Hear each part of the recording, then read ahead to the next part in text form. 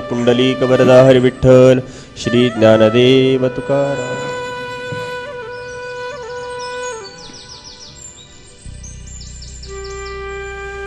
यदक्षरमनाख्येयम् आनंदमज केवलम्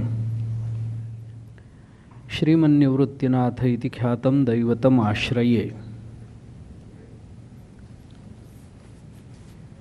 श्री माऊली सेवा परिवाराच्या वतीनं आयोजित या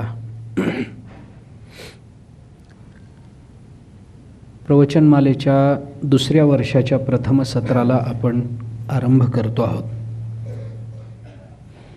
याकरता उपस्थित आपल्या सर्व श्रोत्यांचं मनःपूर्वक स्वागत करतो. आपल्या सर्वांच्या चरणी नतमस्तक होतो. ज्ञानेश्वर महाराजांच्या अनुभवामृताच्या विचाराकरता आपण मागच्या वर्षीपासून प्रवृत्त झालेलो आहोत.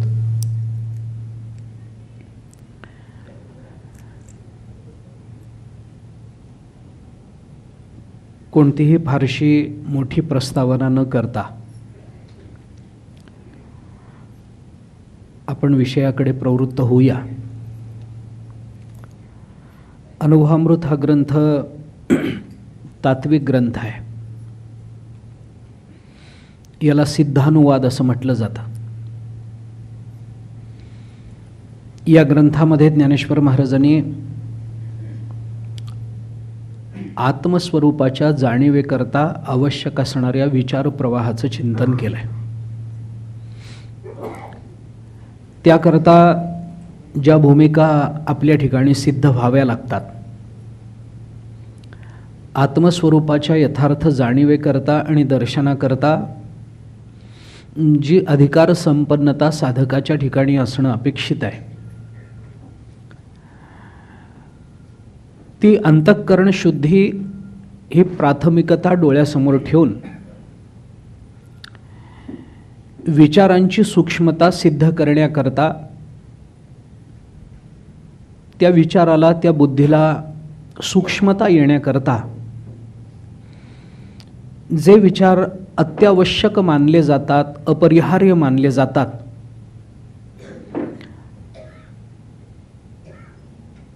अशा विचारांचं स्वरूप काय असावं याचा विचार अनुभवामृतामध्ये आपल्याला दिसून येतो. बऱ्याच वेळेला असं घडतं की तत्वज्ञानाच्या विचारामध्ये प्रवृत्त झालेले कोणीही साधक हे काहीतरी तत्वसंबंधाचा पूर्वग्रह घेऊन तिकडे प्रवृत्त होतात. तो पूर्वग्रह स्वसंबंधानं असू शकतो, ज्ञानाच्या संबंधानं असू शकतो, अज्ञानाच्या संबंधानं असू शकतो. बऱ्याच वेळेला आपल्याला ज्ञात असणाऱ्या काही संकल्पना या त्रोटक स्वरूपामध्ये आपल्याला कळालेल्या असतात आणि त्याच्या जोरावर आपण त्या संकल्पनेवर आधारित असणाऱ्या ज्ञानाची मीमांसा करण्याचा प्रयत्न करत असतो, जे तत्वज्ञानाला उचित नाही आहे, जो तत्वज्ञानाच्या प्राप्तीचा मार्ग नाही आहे. याकरता म्हणून आपल्या मूलभूत संकल्पना जशा स्पष्ट झाल्या पाहिजेत, त्याच पद्धतीनं आपल्या ठिकाणी ज्ञानाच्या संबंधानं निर्माण होणारे, आत्मस्वरूपाच्या जाणीवेच्या संबंधानं निर्माण होणारे आणि आपण करून घेतलेले पूर्वग्रह सुद्धा निवृत्त झाले पाहिजेत. एक स्पष्टता आपल्या विचाराला आली पाहिजे. एष सर्वेषु भूतेषु गूढोत्मा न प्रकाशते दृश्यतेत वग्रया बुद्ध्या सूक्ष्मया सूक्ष्मदर्शिभिः असं उपनिषदांनी आपल्याला म्हटलं आहे.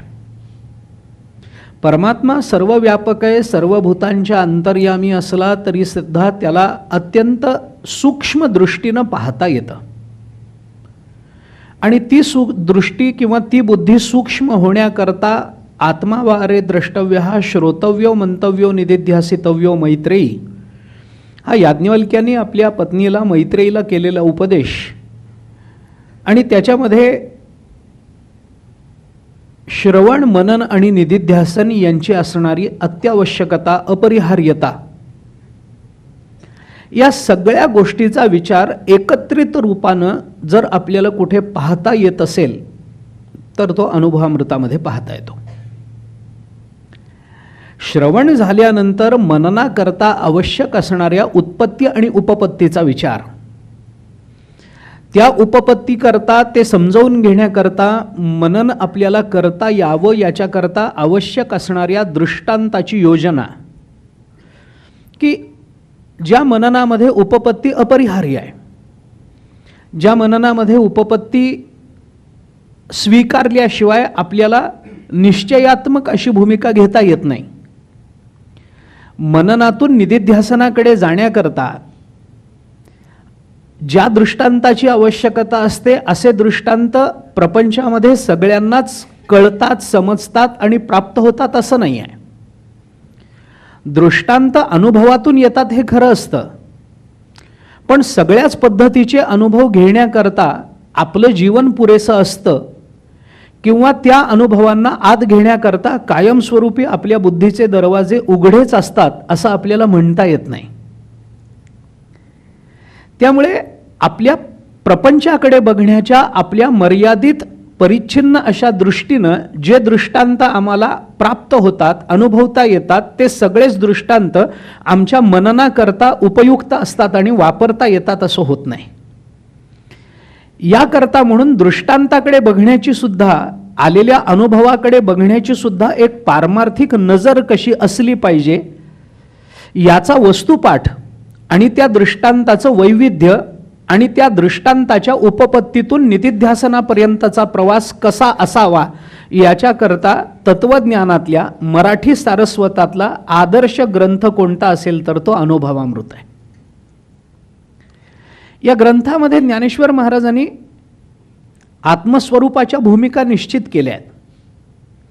ज्ञानाच्या संबंधानं काही आमचे पूर्वग्रह आहेत, त्रिपुटीच्या संबंधानं आमचे काही पूर्वग्रह आहेत, अज्ञानाच्या अविद्येच्या संबंधानं आमचे काही पूर्वग्रह आहेत. सच्चित आनंद रूप असणारा परमात्मा, या परमात्म्याच्या सद्रूपत्वाबद्दल, चिद्रूपत्वाबद्दल आणि आनंदरूपत्वाबद्दल आमच्या अंतःकरणामध्ये काही ग्रह आहेत. अल्पस्वल्प काहीतरी विचारानं किंवा काहीतरी वाचनानं किंवा काहीतरी समजून घेण्याच्या अडचणीमुळे आम्हाला सच्चिदानंद हे परमात्म्याचं स्वरूप वाटत राहिलेलं आहे आत्तापर्यंत, आणि एका अर्थाने ते योग्य असलं तरी सुद्धा त्या विचाराची सूक्ष्मता ही ज्ञानेश्वर महाराजांनी अनुभवामृतामध्ये आपल्याला सच्चिदानंद पदत्रय विवरण म्हणून जो 5वं प्रकरण आहे त्या प्रकरणामध्ये ज्ञानेश्वर महाराजांनी विस्ताराने याचा विचार करून दाखवला. ज्या त्रिपुटीला आम्ही प्रतिबंध मानत आलेलो आहोत, त्रिपुटी हा आमच्या दुःखाचं उपादान जरी वाटत असली तरी वेदांत दृष्टीने त्रिपुटीची सिद्धीच कशी होत नाही या आमच्या पूर्वग्रहाला धक्का देत ज्ञानेश्वर महाराजांनी सर्वत्र व्यापून राहिलेल्या एका परमतत्वाच्या विचाराकडे आम्ही कोणत्या अर्थाने आणि कोणत्या विचारानं प्रवृत्त झालं पाहिजे याचाही तो मार्ग आमच्या पूर्वग्रहाला दूर करून तो मार्ग आम्हाला प्रशस्त करून दिलेला अनुभवामृतामध्ये. अनुभवामृत तात्विक ग्रंथ आहे. तात्विक असल्यामुळे स्वाभाविक तो समजून देण्याकरता जे काही कष्ट करावे लागतात ते कष्ट ज्ञानेश्वर महाराजांनी केलेलेच आहेत. आणि आपल्याला हे माहिती असेल किंवा नसेल तर हे ऐकून आश्चर्यही वाटेल की तत्वज्ञानाची मांडणी करताना आणि तत्वज्ञानाचं सौलभ्य श्रोत्यांकरता सिद्ध करून देताना जे कष्ट करावे लागतात ते कधीही तत्व मांडणी मध्ये नसतात. ते कष्ट असतात ते दृष्टांताच्या मांडणीत असतात. तत्वज्ञानाच्या मांडणी करता कष्ट नाही आहेत, कारण ती मांडणी आहेच आहे, त्याचं स्वरूप स्पष्टच आहे. समजून देण्याकरता जे कष्ट करावे लागतात ते सिद्धांताच्या मांडणीकरता कधीही नसतात. ते कष्ट नेहमी करावे लागतात, ते दृष्टांताच्या मांडणीकरता, योजनेकरता करावे लागतात. कारण सिद्धांत स्पष्ट आहे, तो कळत नाही ही अडचण आहे, आणि तो ज्यांना कळून द्यायचा आहे त्यांच्या बुद्धीचा आवाका लक्षात घेऊन त्या पद्धतीचे दृष्टांत शोधून आणणं याच्याकरता फार डोकेफोड करावी लागते वक्त्याला. ज्ञानेश्वर महाराजांनी आपल्याकरता हे सगळं केलं आहे. ज्ञानेश्वरीमध्ये दृष्टांताचं वैविध्य आहे, चांगदेव पासष्टी सारख्या अत्यंत लहानशा ग्रंथामध्ये 65 ओव्यांच्या ग्रंथामध्ये सुद्धा हे वैविध्य आहे. हरिपाठामध्ये हे वैविध्य आहे, अभंगातून हे वैविध्य आहे. ज्ञानेश्वर महाराजांच्या सर्वच वाङ्मयातून दृष्टांताचं वैविध्य स्पष्ट होतं. पण त्या वैविध्याचा एक वेगळा प्रकार, त्या वैविध्याची विलक्षणता, वैलक्षण्य हे अनुभवामृतामध्ये जरा विशेषत्वानं दिसून येतं. फार बारकाईनं ज्ञानोबारायांनी तो विचार आपल्यासमोर ठेवला. हा विचार कशा करता आहे तर आत्मस्वरूपाची जाणीव झाली पाहिजे म्हणून. ती कशी होणार? इंद्रिय माध्यमातून होणार का होणार नाही? मग ते जाणून घ्यायचं असेल तर कसं जाणायचं? ज्ञानेश्वरीमध्ये सुद्धा ज्ञानोबारायांनी एके ठिकाणी स्पष्टच म्हटलंय, आत्मप्रभा नीच नवी तेची करुणी ठाण देवी, जो इंद्रियाते चोरोनी जेवी तयासीच फावे. हे कुणाला कळतं आणि कुणाला मिळतं? ज्ञानेश्वर महाराज म्हणतात, जो इंद्रियांना चोरून याचं सेवन करतो त्यालाच ते आत्मतत्व कळतो. जो इंद्रियांबरोबरीनं त्याचा आस्वाद घेण्याचा प्रयत्न करतो किंवा इंद्रियांना माध्यम करून त्या परमतत्वाच्या स्वीकाराचा, जाणीवेचा प्रयत्न करतो, ती इंद्रिय जोपर्यंत मध्यस्थ आहेत तोपर्यंत आपण आणि परमात्मा हे दूरच राहणार आहोत. याच्याकरता या दोघांमधलं अंतर हे आपल्याला इंद्रियांनी दूर करायचं नाही आहे. तया चक्रवाकाचे मिथून सामरस्याचे समाधान हे जर पाहिजे असेल तर त्याच्याकरता बुद्धी आणि बोध हे एकत्रित आले पाहिजेत. 16व्या अध्यायाच्या, ज्ञानेश्वरीच्या 16व्या अध्यायाच्या नमनामध्ये ज्ञानेश्वर महाराजांनी हा विचार बोलून दाखवला. त्याकरता काय करायला पाहिजे? रामायणामध्ये सीता मातोश्रींच्या वियोगानंतर रामचंद्र प्रभूंची जी विरहजन्य अवस्था सगळ्याच रामायणांनी बोलून दाखवली आहे. त्याच्यामध्ये सीतेच्या नावाने आणि स्मरणाने विलाप करत जेव्हा रामचंद्र प्रभू आणि लक्ष्मण पुढे निघाले होते, त्यावेळेला काही पशु आणि पक्ष्यांचा संबंध त्यांच्याशी आला आणि त्याच्यामध्ये ते पशु आणि ते पक्षी रामचंद्र प्रभूंच्या विरहाच्या संबंधानं त्यांची निंदा करताना दिसतात. आणि मग तिथे त्या रामचंद्र प्रभूंनी त्या पक्ष्यांना काही शाप दिलेत, काही पशूंना हत्तीला काही शाप आहे, काही अन्यांना शाप आहे, त्या चक्रवाकाला शाप आहे. अशी एक मोठी कथा आहे त्या संबंधामध्ये. ज्ञानेश्वर महाराजांनी हा संदर्भ घेतला, तो 16व्या अध्यायाच्या नमनामध्ये घेतला की चक्रवाक आणि चक्रवाकी हे दिवसभर एकत्रित राहतात आणि सूर्यास्ताला त्यांचा वियोग होतो. नदीच्या ऐल तीरावर चक्रवाक राहतो आणि नदीच्या पैल तीराला ती चक्रवाकी रस्ता चुकून जाते आणि रात्रभर ते दोघेही एकमेकांच्या नावाने ओरडत असतात. पण मध्ये नदीचा प्रवाह आहे, अंधार झालेला आहे, दिसत नाही आहे, फक्त आवाज येतो हे कळतं. आणि मग त्या अवस्थेमध्ये तो चक्रवाक तिच्या नावाने ओरडतो आणि ती त्याच्या नावाने ओरडते, पण दोघांची रात्री भेट होत नाही. रात्री भेट होत नाही. मग सूर्योदय झाला की मग ते चक्रवाक आणि चक्रवाकी पुन्हा एकमेकांना भेटतात, मिलनाचं सुख भोगतात आणि दिवसभर एकत्रित राहून संध्याकाळी सूर्यास्त झाला की पुन्हा त्यांचा वियोग होतो. याला कारण रामचंद्र प्रभूंचा शाप आहे असं रामायणाने सांगितलं.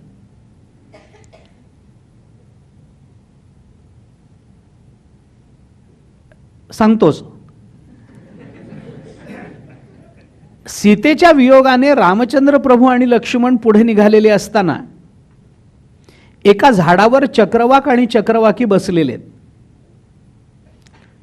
आणि ती विरहजन्य अवस्था रामचंद्रांची बघून त्या चक्रवाकीला कणव येते आणि फांदीवर बसलेल्या, आपल्या शेजारी बसलेल्या आपल्या पतीला ती म्हणते, पहाव पत्नीच्या विरहामध्ये कशी अवस्था झाली, किती रडतात, किती तिचं स्मरण करतात.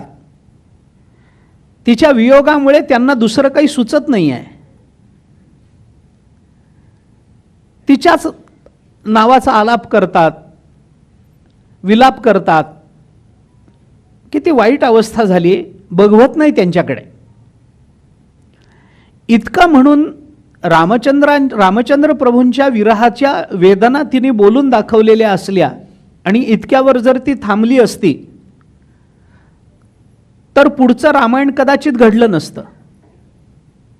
पण ती चक्रवाकी आहे, त्यामुळे ती इतकंच बोलून थांबली नाही.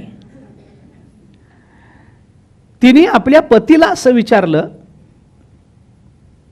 की विरहामुळे त्यांची जशी अवस्था झाली तशी मी जर तुमच्यापासून लांब गेले तर तुमचंही असंच होईल का हो? काही कारण होतं का विचारायचं. पण कुणाशी तरी तुलना केल्याशिवाय बरं वाटत नाही. तुम्ही असाच विलाप कराल का? तुम्हाला इतकंच दुःख होईल का?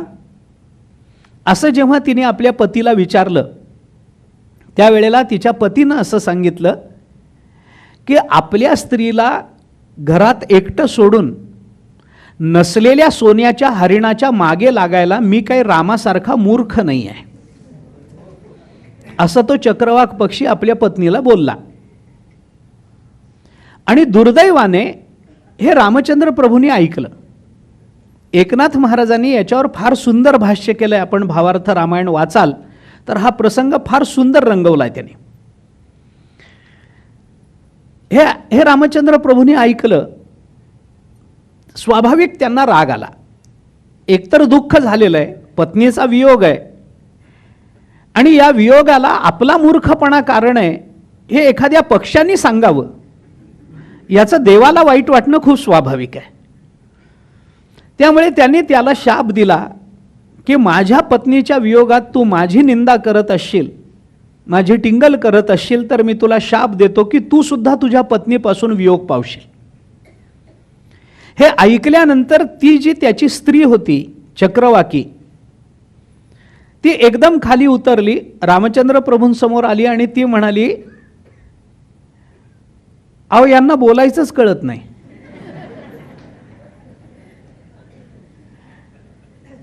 कुठे बोलावं, काय बोलावं, कसं बोलावं यांना कळतच नाही हो.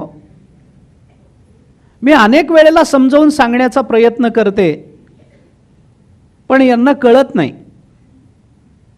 आणि हे फक्त तिचंच मत नाही आहे.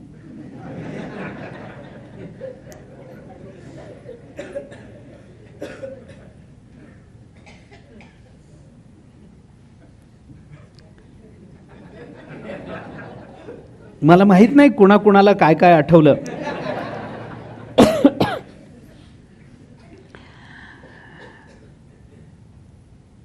तर ती असं म्हणाली की बोलण्याचं यांना कळत नाही, यांच्या वेडेपणामुळे काहीतरी बरळून गेले, त्यांचा दोष आहे, पण मी क्षमा मागते तुमची. त्याने असं बोलायला नको होतं. रामचंद्र प्रभू म्हणाले, आता उपयोग नाही आहे, शब्द मुखातून बाहेर पडलाय, आता परत येणं अवघड आहे आणि आता मी क्षमा करू शकत नाही कारण त्याने माझा मूर्खपणा काढला.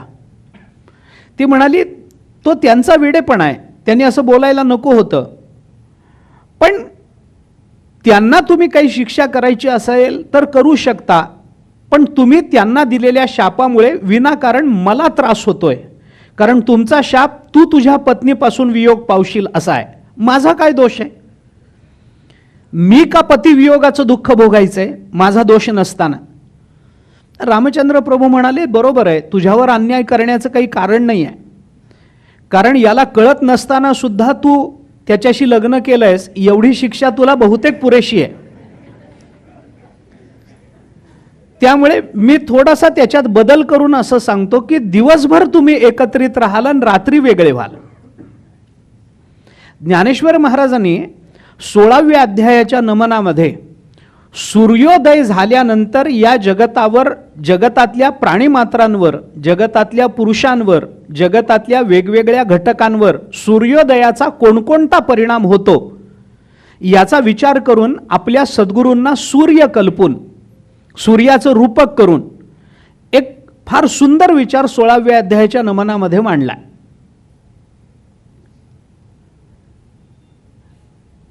लिंग देह कमळाचा पोटी वेचतया चित भ्रमराचा, बंदिमोक्ष जयाचा उदयला होय. शब्दाचिया आसकडी, भेद नदीच्या दोही थडी, आरडते विरहवेडी बुद्धिबोधू, तया चक्रवाकाचे मिथुन, सामरस्याचे समाधान, भोगवी जो चिदगगन भुवन दिवा. ज्ञानोबा या तिन्ही ओव्या महत्त्वाच्या आहेत, कारण या तिन्ही ओव्यांचा मिळून संदर्भ रामायणात आहे. ज्ञानेश्वर महाराज म्हणतात की रामचंद्र प्रभूंनी दिलेला शाप, हा शाप ही अविद्या आहे. या शापामुळे, या अविद्येमुळे झालंय काय की तो चक्रवाक आणि ती चक्रवाकी ही रात्रीच्या वेळेला वेगळे होतात. हे रात्रीचा अंधार म्हणजे अज्ञान आहे. या अज्ञानामुळे चक्रवाक आणि चक्रवाकी यांचा वियोग होतो. हा चक्रवाक कोण आहे आणि ही चक्रवाकी कोण आहे? तर हा चक्रवाक आहे बोध आणि चक्रवाकी आहे बुद्धी. बुद्धी आणि बोध हे नेहमीच अज्ञानाने एकमेकांपासून वेगळे राहतात. त्या बुद्धीला तो बोध मिळतच नाही, त्या बोधाला आश्रय म्हणून ती बुद्धी मिळतच नाही. याच्याकरता बुद्धी आणि बोध हे स्त्रीलिंगी आणि पुल्लिंगी शब्द वापरून ज्ञानोबारायांनी त्या दोघांमधला पतीपत्नीचा जो नातेसंबंध आहे तो चिरंजीव ठेवला आहे. त्यामुळे ही बुद्धी आणि हा बोध हे अज्ञानाच्या अंधारामध्ये वेगळे होतात आणि ही बुद्धी त्या बोधाच्या नावाने ओरडत राहते आणि हा बोध या बुद्धीच्या नावाने ओरडत राहतो. पण रात्रीचा अंधार जोपर्यंत जात नाही तोपर्यंत त्या दोघांची भेट होत नसेल तर सूर्योदय झाला की ही रात्र निघून जाते. सूर्योदया सरसी रात्री पळोनी जाय आपैसी, असं ज्ञानेश्वर महाराजांनी म्हटलंय ज्ञानेश्वरीत. त्यामुळे एकदा सूर्योदय झाला, एकदा सूर्य आकाशामध्ये उदयाला आला की रात्र संपून जाते आणि रात्र संपून गेली की त्या दिवसाच्या सूर्याच्या प्रकाशामध्ये ती चक्रवाकी आणि तो चक्रवाक हे दोघे पुन्हा एकत्रित येतात. तसं सद्गुरू रूपी सूर्य आमच्या जीवनामध्ये उदयाला आला की ती बुद्धी आणि तो बोध यांचं मिलन होऊन जातं, असं रूपक 16व्या अध्यायाच्या नमनामध्ये ज्ञानेश्वर महाराजांनी केलंय.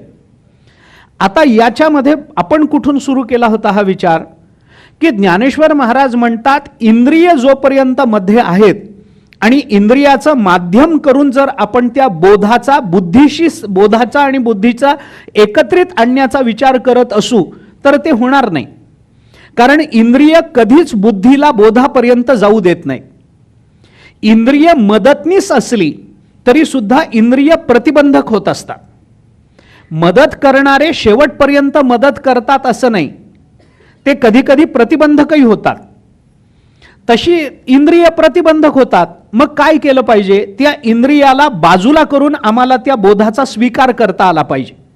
म्हणून जो इंद्रियाते चोरोनी जेवी तयासीच फावे, आणि इंद्रियाला चोरून कसं जेवायचं असतं याची आचारसंहिता म्हणजे अनुभवामृत आहे.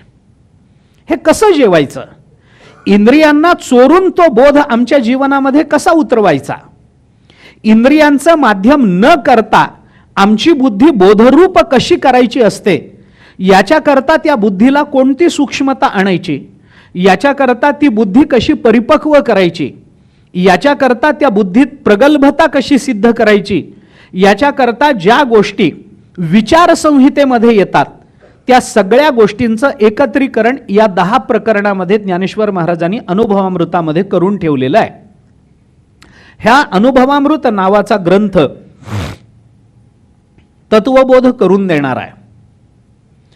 या अनुभवामृता मागच्या वर्षी आपण याचा प्रारंभ करून आलोय. मला पुन्हा मागे जाऊन ते सगळं सांगण्याचं कारण नाही आहे, कारण मी अनेक वेळेला सांगतो की मागचं वर्ष असेल, त्याच्या आधीचं वर्ष असेल, आधीची 4-5 वर्ष असतील, जी काही झालेली असतील आणि जो काही विचार झालेला असेल तो माझ्या श्रोत्यांच्या अंतःकरणामध्ये निश्चयात्मक बुद्धीनं ठसलेला असतो, याच्यावर माझा पूर्ण विश्वास प्रत्येक वर्षी मी व्यक्त करत आलेला आहे. त्याच्यामुळे मागच्या वर्षी हा विषय झालेला आहे आणि तो आपल्या पूर्ण लक्षात आहे, याच विश्वासानं मी पुढे जाणार आहे. माझ्या बोलण्यापेक्षा तुमच्या बुद्धीवर आणि स्मरणशक्तीवर जास्त विश्वास आहे, एवढंच मला म्हणायचं आहे. या अनुभवामृतामध्ये ज्ञानेश्वर महाराजांनी जे रचना केली आहे त्याच्यात पहिल्या प्रकरणाच्या सुरुवातीला नमनात्मक म्हणून 5 श्लोक ज्ञानेश्वर महाराजांनी संस्कृतात रचलेले आहेत, संस्कृतामध्ये. त्याच्यातल्या पहिल्या श्लोकाचं विवरण मागच्या वर्षी आपण करून आलोय. यदक्षरमनाख्येयम आनंदमज केवलम श्रीमन निवृत्तीनाथ इति ख्यातम दैवतम आश्रये. आपण त्याचा विचार करताना हे बोललो होतो की हे मंगलाचरण आहे आणि मंगलाचरणाचा परिणाम काय असतो, मंगलाचरण कशा करता करायचं असतं. मंगलाचरण केल्याने श्रोता आणि वक्ता या दोघांच्याही श्रवण आणि निरूपणामध्ये काही फरक पडत असतो का, याचा विचार मागच्या वर्षी आपण करून आलोय. वक्त्याच्या दृष्टीने मंगलाचरण आवश्यक आहे, कारण मंगलाचरण कशा करता आहे, तर वक्त्याच्या दृष्टीने त्याच्या प्रतिपादित सिद्धांताकरता, त्याच्या प्रतिपादन केल्या जाणाऱ्या ग्रंथाकरता, ग्रंथाच्या निरूपणामध्ये आणि ग्रंथ निर्मितीमध्ये प्रबल आणि अप्रबल असे कोणतेही प्रतिबंध येऊ नयेत, याच्याकरता मंगलाचरण वक्त्याच्या दृष्टीनं किंवा लेखकाच्या दृष्टीनं अत्यावश्यक शास्त्रकारांनी मानलंय. मंगलाचरण म्हणजे काय आहे वगैरे सगळा विचार आपण मागच्या वेळेला करून आलो. थोडासा विचार जर स्पष्ट बघायचा, पातंजलींनी महाभाष्यामध्ये व्याकरण महाभाष्याच्या सुरुवातीला मंगलाचरण का करावं आणि कितीदा करावं या संबंधानं काही निर्देश केलेत. त्यात त्यांनी असं म्हटलंय, मंगलादीनी मंगल मध्यानी मंगल अंतानी शास्त्राणी च प्रथन्ते आयुष्यमत पुरुषकाणी वीर पुरुषकाणी च भवंती, असं वाक्य त्यांच्या मुखातून व्यक्त झालंय. मंगल कधी करावं, मंगल आधी सुरुवातीला करावं, मंगल मध्यानी मध्ये करावं, मंगल अंतानी मंगल शेवटी करावं. शास्त्र आपल्याला 3 वेळेला मंगलाचरण करायला सांगतं. कशा करता, आयुष्यमत पुरुषकाणी वीर पुरुषकाणीच भवंती, हा त्याचा परिणाम सांगितलाय. कारण असं मंगलाचरण करणाऱ्याला सामर्थ्य आणि आयुष्य या दोन्ही गोष्टी प्राप्त होत असतात. आयुष्य प्राप्त होतं, हा प्रबल प्रतिबंधाचं निराकरण आहे, आणि त्याला सामर्थ्य प्राप्त होतं, हे अप्रबल प्रतिबंधाचं निराकरण आहे. कारण मनुष्य जेव्हा एखादं कार्य हातामध्ये घेतो त्यावेळेला अनेक प्रतिबंध त्याच्या कार्यामध्ये येऊ शकतात. प्रतिबंध आले की त्या कार्यापासून विन्मुख होणं हा सामान्यतः प्रायः माणसाचा स्वभाव आहे. मनुष्य जेवढ्या प्रतिबंधाचा विचार करून कर्म प्रवृत्त होत असतो, प्रारब्धानं म्हणा, अविचारानं म्हणा, अज्ञानानं म्हणा, पण माणसाच्या त्या कार्यामध्ये येणारे अनेक प्रतिबंध अनाकलनीय आणि अकल्पनीय असतात. कार्याचा प्रारंभ करताना ज्या कल्पनेनी, ज्या प्रतिबंधाच्या कल्पना करून आपण प्रारंभ केलेला असतो, त्या सगळ्याच कल्पना योग्य असतात, यथार्थ असतात असं नाही. बऱ्याच वेळेला आपण न कल्पिलेला प्रतिबंध सुद्धा मध्ये येऊ शकतो. आम्हाला असं वाटतं की आम्ही सर्वांगीण विचार केलाय, पण बऱ्याच वेळेला आपल्याला लक्षात येतं की हा विचार सर्वांगीण नाहीये, हा फार अपुरा आहे. आपल्या घरामध्ये घडणाऱ्या एखाद्या विवाह सोहळ्याकरता आपण जेवढी तयारी करतो आणि आदल्या दिवशी असं सांगतो की आता जवळजवळ सगळी तयारी झालेली आहे, कुठं काही अडचण नाही, सगळ्यांना सगळ्यांची कामं वाटून दिलेली आहेत, प्रत्येकाने आपापली कामं चोख करायची आहेत, कोणतीही अडचण येणार नाही असं आदल्या दिवशी वाटतं, आणि दुसऱ्या दिवशी सकाळपासून पाहुणे आले की आपण न कल्पिलेल्या सगळ्या अडचणी समोर उभ्या राहत असतात. हा आपला अनुभव आहे ना. तर या अनुभवावरून आपल्याला थोडंसं परमार्थाचं चिंतन करायचं असेल तर पारमार्थिक विचारामध्ये सुद्धा प्रवृत्त होताना आपण काही कल्पना करतो, पण बऱ्याच वेळेला अकल्पित अशा काही प्रतिबंधाची उपस्थिती आमच्या पारमार्थिक विचार प्रवाहामध्ये किंवा विचार प्रवासामध्ये निर्माण होते, आणि मग सगळ्या अडचणी निर्माण व्हायला लागतात, गाडीला खीळ बसते, आणि मग काय करावं अशा संदिग्धतेत आपला प्रवास विपरीत रूपानं तरी जातो किंवा थांबून तरी जातो. याच्याकरता काय केलं पाहिजे, तर काही प्रतिबंध निवृत्त करणं हे मानवी बुद्धीच्या आणि सामर्थ्याच्या कक्षेत असतं, आणि काही प्रतिबंध दूर करणं हे मानवाच्या सामर्थ्याच्या पलीकडचं असतं. जे मानवाच्या सामर्थ्याच्या पलीकडचे दूर करण्याकरता पलीकडचे प्रतिबंध आहेत त्यांना प्रबल प्रतिबंध म्हणतात, आणि जे आपण आपल्या सामर्थ्याने दूर करू शकतो त्याला अप्रबल प्रतिबंध म्हणतात. आम्ही कार्य करायला बसलो आणि आम्ही आजारी पडलो, आमचं कार्य थांबून जातं. मग काय आहे, हे दूर करणं. आम्ही डॉक्टरकडे जाऊ, औषध घेऊ, काही स्वतःच्या मनानं औषध घेऊ, थोडे दिवस विश्रांती घेऊ आणि मग तो आजार दूर झाला की पुन्हा कार्याला लागू. अप्रबल प्रतिबंध आहे.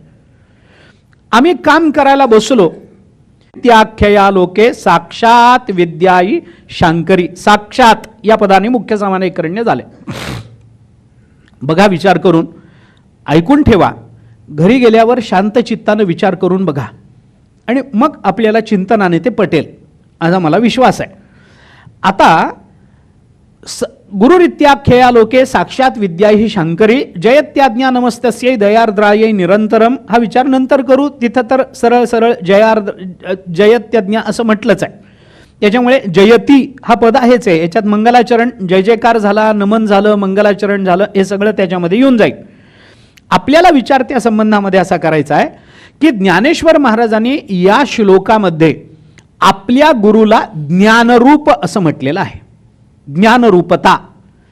परब्रह्म कसं आहे, ज्ञानरूप आहे. सच्चिदानंद रूप परमात्मा आहे. सत्यम ज्ञानम अनंतम ब्रह्म असं उपनिषदाने ब्रह्मस्वरूपाच्या संबंधाने आपल्याला सांगितलं. आता श्लोकाचा सरळ अर्थ काय आहे, गुरुहु इति आख्यया लोके. या लोकामध्ये गुरु या नावानं प्रसिद्ध असणारे कोण आहेत ते, साक्षात विद्या ही शांकरी.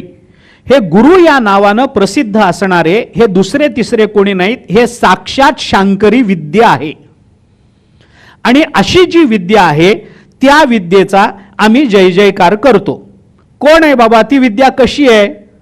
ज्ञानेश्वर महाराजांनी सांगितलं, दयार्द्रायै निरंतरम.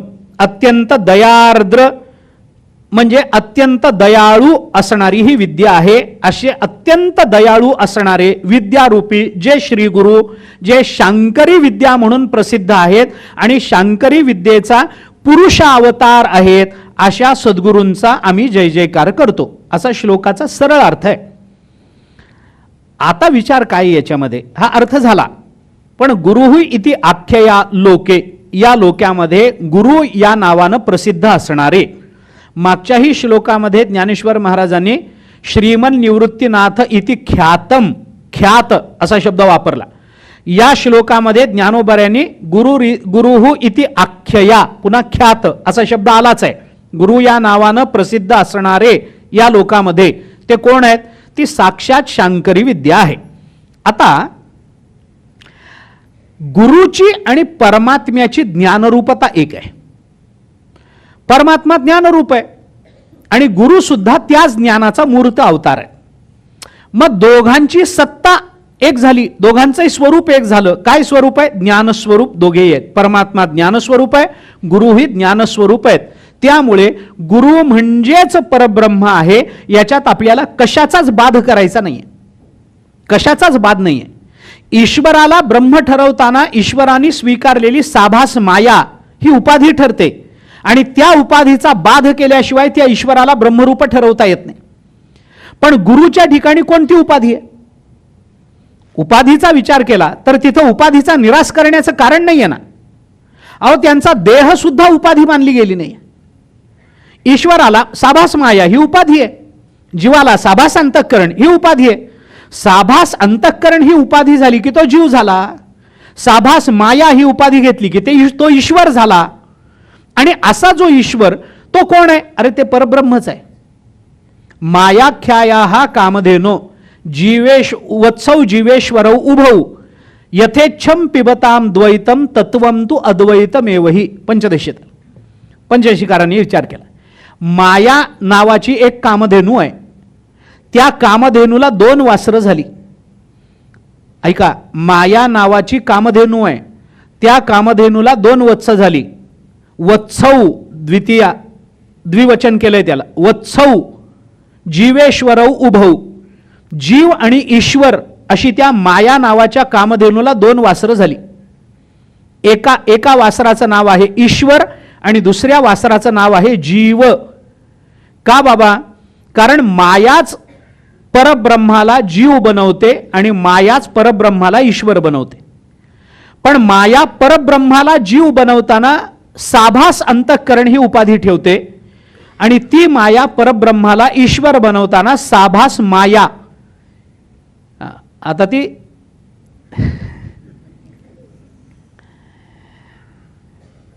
ती माया सात्विक रूपानं जेव्हा साभास होते तेव्हा ती ईश्वराची उपाधी आहे आणि ती ज्या वेळेला तमोगुण प्रधान होते त्यावेळेला ती जीवाची उपाधी ठरते असं आहे. तर माया भासेन जीवेशौ करोती अशी श्रुती आहे, त्याला प्रमाण, उपनिषद प्रमाण आहे त्याला. माया आपल्या आभासानं जीव आणि ईश्वर निर्माण करते असं म्हटलंय. तर ही माया काय करते? माया नावाची कामधेनू 2 वासरांना जन्म देते. एका वासराचं नाव आहे जीव, दुसऱ्या वासराचं नाव ईश्वर. आता ही दोन्ही वासरं त्या माया नावाच्या कामधेनूचं दूध पितात. पण कोणतं दूध पितात?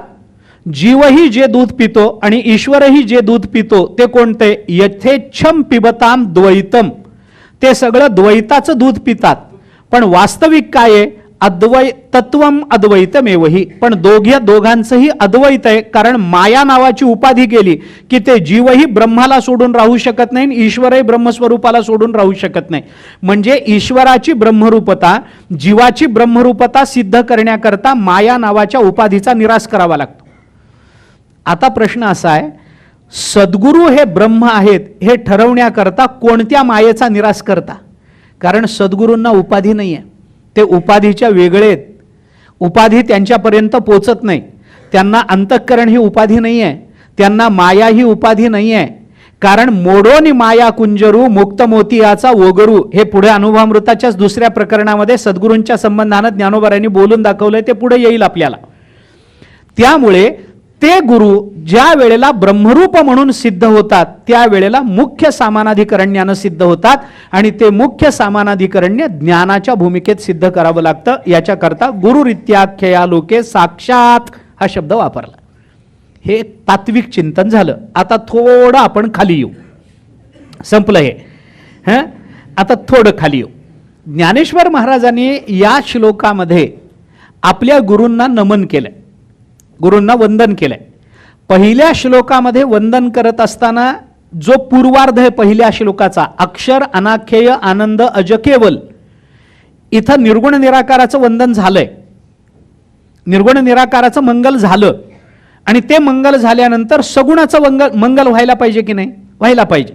संतांचं मंगल व्हायला पाहिजे की नाही? व्हायला पाहिजे. आपण भागवत पहा, भागवताचा प्रथम स्कंध किंवा आपण काही बघा, आता तिकडे अगदी भागवताचा महात्म्याचा पहिला अध्याय जरी बघितला तरी तिथेही नमन केलंय ते पहिलं परब्रह्माला केलं. किंवा भागवताच्या प्रथम स्कंधातला पहिला श्लोक तिथं जर नमन बघितलं तर निर्गुण निराकाराचं. काय आहे त्याचा प्रारंभ? जन्माद्यस्य यतोन्वयादितरतश्चार्थेष्वभिज्ञस्वराट तेने ब्रह्महृदाय आदिकवये मुह्यन्ति यत्सूरयः तेजो वारी मृदाम यथा विनिमयो यत्र त्रिसर्गो मृषा धामना स्वेन सदा निरस्त कुहकम सत्यम परम धीमहि. निर्गुण निराकाराचं मंगल झालं. ह्या मंगलानंतर येणारा दुसरा श्लोक हा शुकाचार्यांना वंदन करणारा भागवतामध्ये प्रकट झाला. शुकाचार्यांना वंदन आहे भागवताच्या महात्म्यामध्ये. दुसरा श्लोक कशा करता? शुकाचार्यांचं नमन आहे. कारण भागवत ग्रंथ जगाला देणारे गुरु शुकाचार्य. त्याचा विचार आपल्याला भागवताचा करायचा नाही, भागवताचा विचार आपल्याला करायचा नाही आहे. पण भागवताची ही परंपरा आहे. या परंपरेमध्ये पहिल्या श्लोकामध्ये वंदन जर निर्गुण निराकाराचं असेल तर दुसऱ्या श्लोकामध्ये वंदन हे संतांचं झालं पाहिजे. तसं पहिल्या अनुभवामृताच्या पहिल्या श्लोकामध्ये अक्षर अनाख्येय आनंद अज केवल श्रीमन निवृत्ती नाथ. आपण विचार करा, आता ज्ञानेश्वरी घ्या, मी नुसती प्रमाण देतो आपल्याला. ज्ञानेश्वरीची पहिली ओवी आपल्याला पाठ आहे, ओम नमोजी आद्या वेद प्रतिपाद्या जय जय स्वसंवेद्या आत्मरूपा. आद्य, वेद प्रतिपाद्य, स्वसंवेद्य आणि आत्मरूप ही चारही विशेषण निर्गुण निराकाराची. पहिल्या ओवीमध्ये निर्गुण निराकाराचं मंगलाचरण झालं. दुसरी ओवी देवा तूची गणेशू सकलार्थमती किंवा सकलमती प्रकाशू म्हणे निवृत्तीदासू अवधारी जोजी.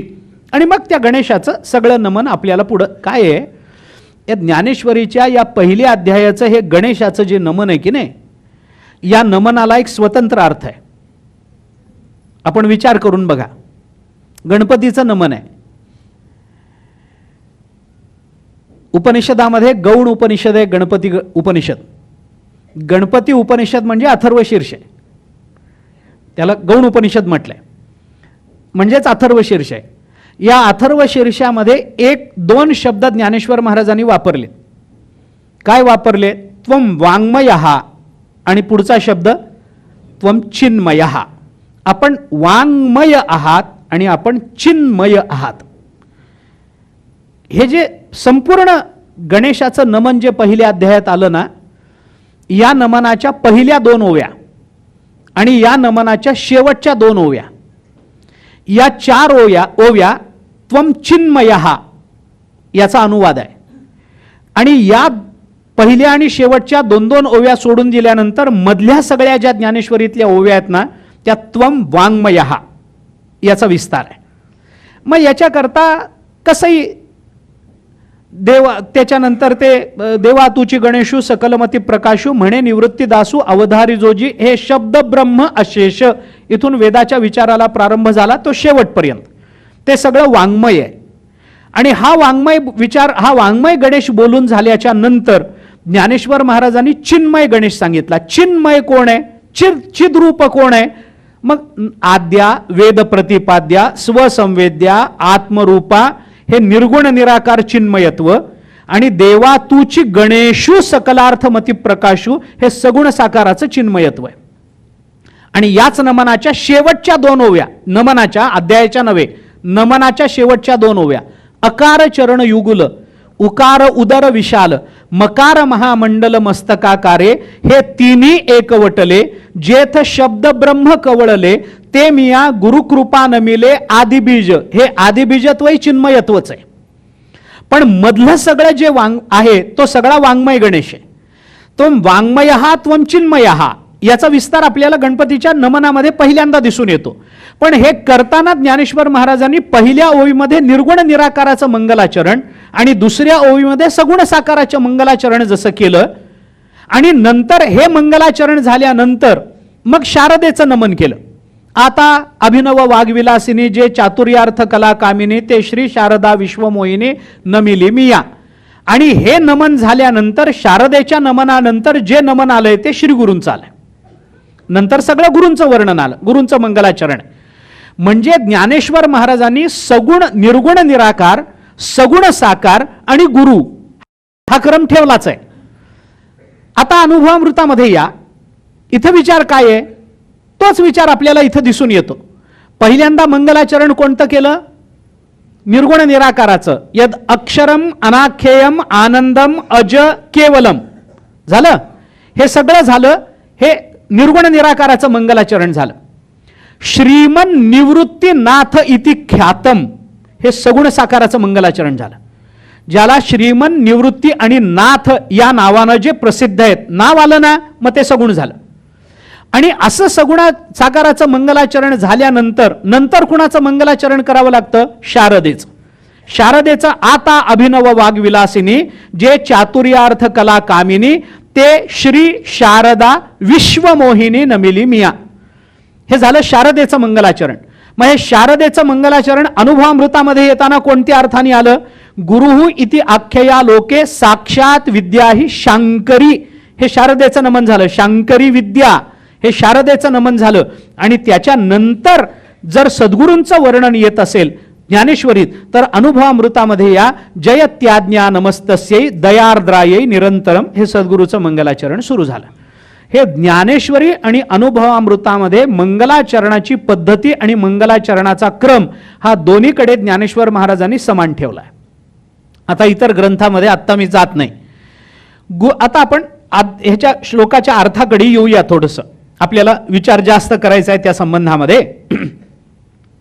गुरुरित्याख्यया लोके साक्षात विद्या ही शांकरी, या सगळ्या जगामध्ये जी विद्या गुरु या नावानं प्रसिद्ध आहे, विद्येची प्रसिद्धी गुरु या नावानं झालेली आहे ती कशी आहे? साक्षात विद्या आहे. साक्षात म्हणजे अपरोक्ष विद्या आहे, ती परोक्ष नाही आहे. साक्षात म्हणजे समोर, अपरोक्षत्वानं, प्रत्यक्षत्वानं साक्षात. ती अपरोक्ष नाही आहे, म्हणजे असाक्षात नाही आहे. ज्याला आम्ही इंद्रियाने अनुभवू शकत नाही अशी ती परोक्ष नाही आहे, ती साक्षात आहे. म्हणजे ती अपरोक्ष ज्ञानस्वरूप असलेली अशी विद्या आहे. कोणती विद्या आहे? शांकरी विद्या आहे. शांकरी विद्या आपल्याला दोन्ही दृष्टीने विचारात घेता येऊ शकेल.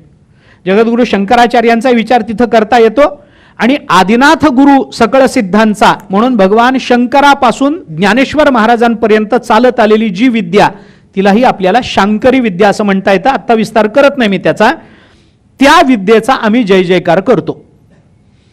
जयत्याज्ञा नमस्तस्यै. कशी आहे बाबा ती विद्या? ती गुरुरूपी विद्या कशी आहे? ज्ञानेश्वर महाराज म्हणतात, दयार्द्रायै निरंतरम. मोक्षून करता अत्यंत दयाळू असलेली ती गुरुरूपी अध्यात्म विद्या, त्या विद्येला आमचा नमस्कार असो. 3 गोष्टी या श्लोकामध्ये महत्वाच्या. एक, गुरु म्हणजेच ब्रह्मविद्या आहे. ती ब्रह्मविद्या मुमुक्षूच्या कल्याणाकरता अत्यंत तळमळीनं प्रकट झालेली आहे आणि ती विद्या कोणतीही नसून त्यांच्या मनातून निर्माण झालेली नसून त्या विद्येला एक परंपरा आहे. ती विद्या शांकरी विद्या आहे. 3 गोष्टी या श्लोकामध्ये महत्वाच्या आहेत. आता गुरु म्हणजे ज्ञानरूपता आहे हे या श्लोकातून सिद्ध झालंय. मी आत्ता त्याचा विस्तार करत नाही, ज्ञानरूपतेचा विचार आत्ता करत नाही. विद्येचा विचार करत असताना त्या विद्येची गुरुरूपातली श्रेष्ठता या श्लोकामध्ये प्रकट झाली. गुरु कोण आहेत? तर ब्रह्मविद्याच गुरुच्या रूपानं प्रकट होते. ब्रह्मविद्या गुरुच्या रूपाने का प्रकट होते? कारण ती ब्रह्मविद्या गुरुच्या रूपात प्रकट झाल्याशिवाय ती आपल्याला प्राप्त होत नाही म्हणून. लक्षात घ्या, लक्षात घ्या. कारण का? ब्रह्मविद्या ब्रह्मविद्या आहे. तत्व तत्व असतं. आपण त्या तत्वाला मानतो की मानत नाही याचा तत्वावर परिणाम होत नसतो. ब्रह्म तत्व आहे, देव हे तत्व आहे. एखादा जर म्हणेल मी देवाला मानत नाही तर त्याचा देवावर काही परिणाम होणार नाही. पण मी देवाला मानत नाही असं म्हणणाऱ्याला मात्र कदाचित भगवंताची कृपा किंवा क्रोध या अर्थाने बोलत नाही. मी विचाराच्या अनुषंगाने बोलतो. विचाराच्या परिपक्वतेच्या आणि परिपूर्णतेच्या परिप्रेक्षातून ह्याच्याने मी बोलतोय. थोडंसं हे लक्षात घ्या. देव मानत नाही म्हणजे पाप लागलं म्हणून नरकात गेला असलं मी बोलत नाहीये.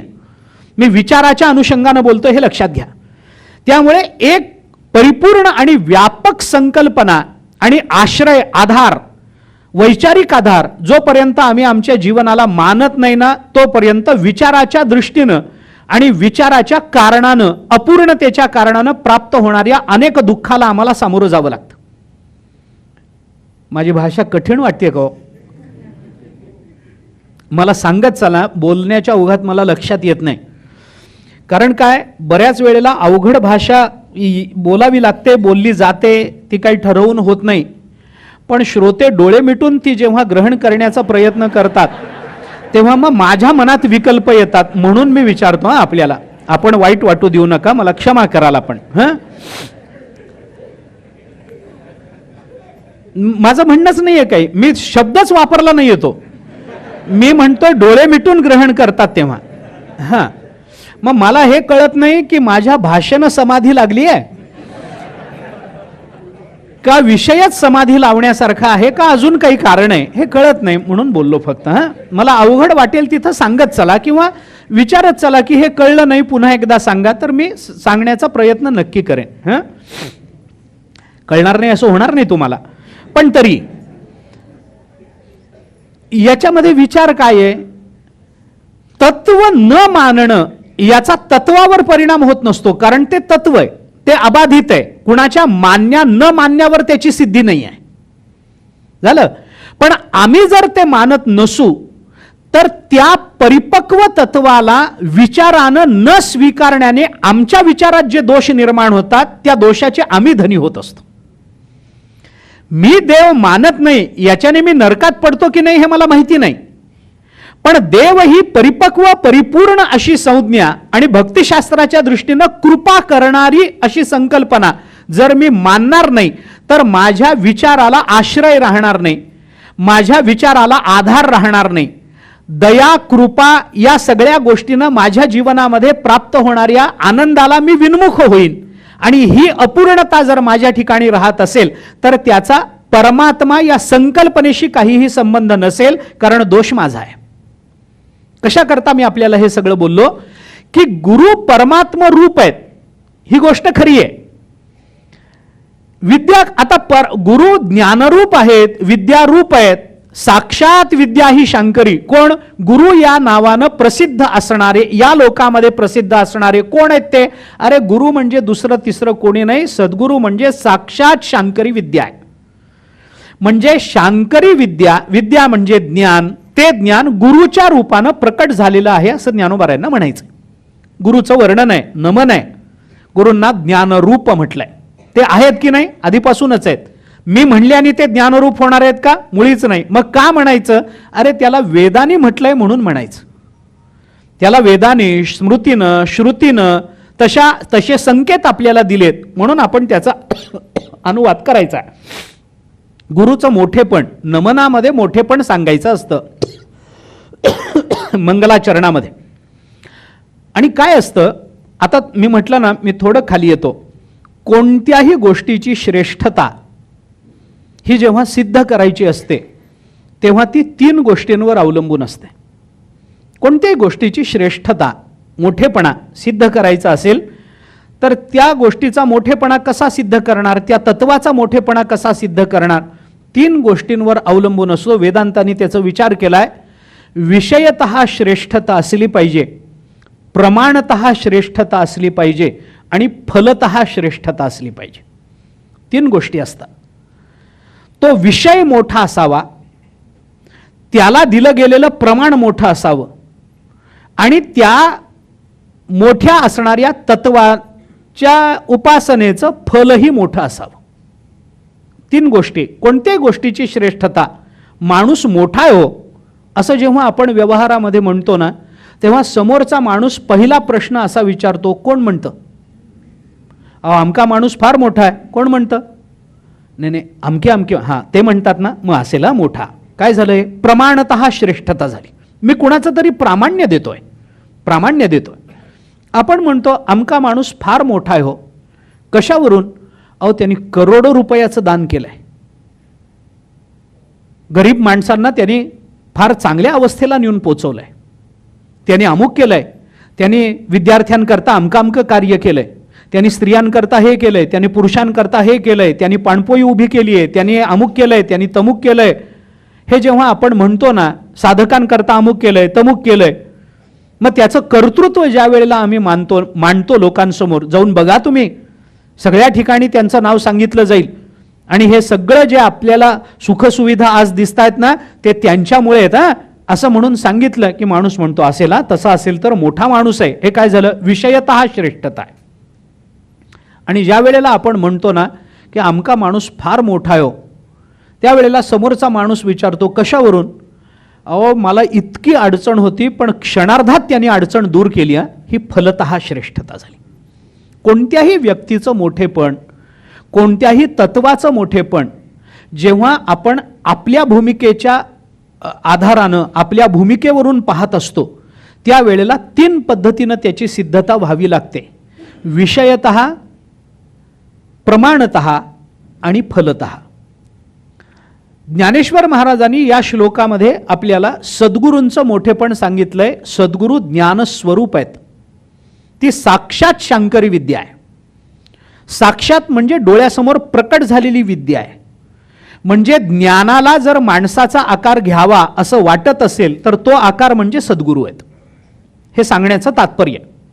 ज्ञानाला जर माणसाचा आकार दिला, कसं दिसेल ज्ञान? तर ते निवृत्तीनाथ महाराजांसारखं दिसेल असं ज्ञानोबारायांना म्हणायचं. आपल्याकडे सगळ्याच संतांच्या संबंधामध्ये आपण असं बोलतो. शांती हे परमार्थातलं तत्व आहे, पण या तत्वाला जर माणसाचा आकार घ्यायचा त्या तत्वानी ठरवला आणि शांतीने जर माणसाचा आकार घेतला तर ती कशी दिसेल, तर त्याला एकनाथ महाराज असं म्हणतात. वैराग्याला जर वाटलं की आपण माणसाच्या आकारात प्रकट व्हावं तर त्याला गोरोबा काका असं म्हणतात. वैराग्याचा महामेरू म्हटले गोरोबा काकांना, है ना. भगवंताच्या नाममहिमेला, भगवंताच्या नामसाधनेला जर माणसाचा आकार घ्यावा वाटला तर त्या माणसाच्या आकाराला नामदेव महाराज असं म्हणतात. भगवत आणि संत सेवेला जर माणसाचा आकार घ्यावा वाटला तर त्या सेवा वृत्तीला जनाबाई असं म्हणतात. हे काय आहे, ती तत्व जेव्हा व्यक्तिरूपानं प्रकट व्हायला लागतात तेव्हा ते तत्व आणि ती व्यक्ती याच्यामध्ये आपल्याला बाध सामानाधिकरण्य करता येत नाही, ते मुख्य